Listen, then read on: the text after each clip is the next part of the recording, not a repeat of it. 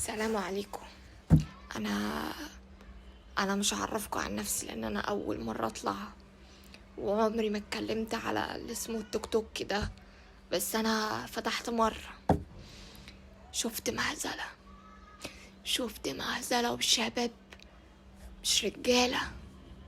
ده جيل الألفين، ده جيل الألفينات، دول رجالة المستقبل. فين ابوك وامك يالا؟ محدش بينصحك في البيت؟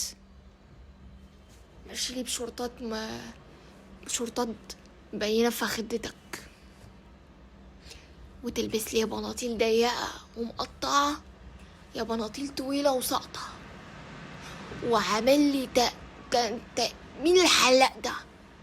مين الحلاق اللي بتروح تحلق عنده؟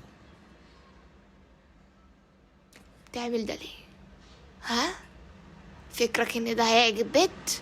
طب ولو عجب بيت مش هتنفعك، اللي ذوقها كده مش هتنفعك.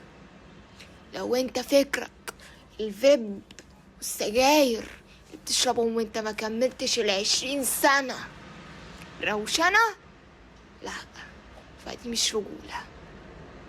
الروشنة يالا انت تنزل جيم، يالا تلبس عدل، تحلق حلاقة عدلة، البنت تشوفك وانت داخل تصلي، دي رجولة. تبقى ماشي الجامع بيأذن ما عداش عليك بقى الأذان، ماشي، انت كده راجل؟ انت كده بتاع مسؤولية انت؟ ها؟ دول شباب الجيل، مين ربك غلط؟ مش عندهم الحق، ممكن العيب من عندك. ها؟ لو مش لاقي حد ينصحك، انا بقولك مش هعيش لك بكرة، قوم تصلي وتبطل الحلقة الزفت اللي بتحلقها وتلون لي في شعرك وتعمل لي هنا وتعمل لي هنا وتكتب لي اسم حبيبتك خط كده. يا ابني ما ينفعش، يا ابني ده مش هيزيدك مقام، ومش هيزيدك مقام انك تجري لي بالمكنة ولما تقع يقولوا عليك شهيد الجنة.